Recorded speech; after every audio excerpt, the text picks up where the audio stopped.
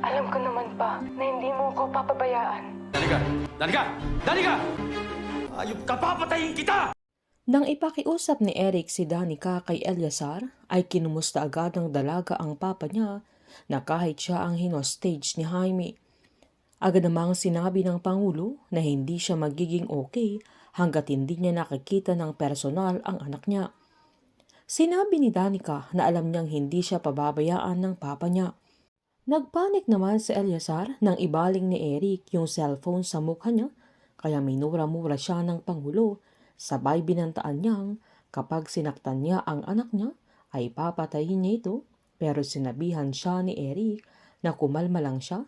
Sabay sinabihan niyang sundin na lang niya ang gusto ni Jaime na bumaba na siya sa pwesto, pero galit na sinabihan ni Eleazar si Eric na pagsisisihan niya ang ginawa niyang pagdukot kay Danica, pero pinamukha ni Eric na kailangan lang niyang kumampi sa mas makapangyarihan kesa sa kanya.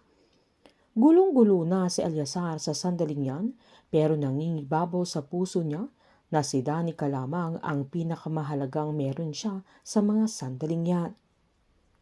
Habang papunta si Jaime sa bahay nila Rafael, kung saan saktong tinawag sa kanya na naiparating na ni Agent Anthony sa pamilya ni Christine na 20 years nang patay ang dalaga, kaya galit na galit ito na binantaan pa niya yung pulis na inutusan nilang mag-asikaso sa kaso, na pumalpak na naman ito, kaya sinaad ni Jaime na si General Arevalo na ang bahala sa kanya.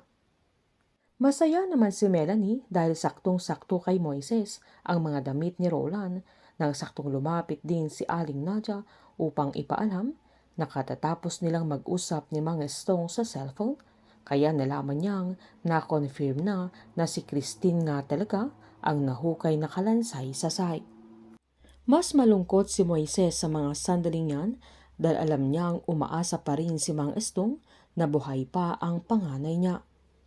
Kinuwento ni Moises kila Aling Nadia na mula bata siya ay nakita niya kung paano lunurin ng tatay niya ang alak ng sarili niya dahil sa lungkot niya dahil sa pagkamawala ni Christine, kaya tinanong ni Melanie kung hindi niya ito nakilala kahit kailan, kaya kwento naman ni Moises na noong napulot siya nila Mang Estong at Grace ay 1 taon nang hindi nila nakikita si Christine, na alam niyang sinisisi ng tatay nila ang sarili niya dahil galit ang dalaga sa kanya noong lumayas ito, kaya lagi siyang umaasa na makikita pa nila ang dalaga, kaya umasa din siya na sana pagbigyan din ng Diyos na mabuo ang pamilya nila, kaya agad namang sinabihan ni Aling Nadia na tatagan niya ang loob niya dahil hindi nakakayanin pa ni Mang Estong kung mawala pa ang binata, kaya kailangan niya yung lumaban.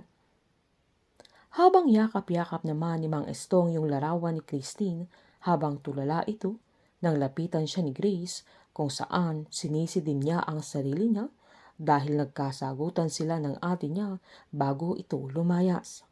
Giniit ng dalaga kay Mang Estong na hindi man lang siya nakahingi ng tawad sa ate niya at hindi man lang niya pinigilan noong lumayas ito na sana'y magkakasama pa sila, kaya agad siyang niyakap ng tatay niya at giniit niyang hindi na nila maibabalik pa ang ate niya, pero hindi sila mawawalan ng pag-asa para kay Moises at hindi niya hayaang mangyari sa binata ang nangyari kay Christine, kaya nangako naman si Grace na ipaglalaban nila ang kapatid niya at hindi nila susukuan si Moises.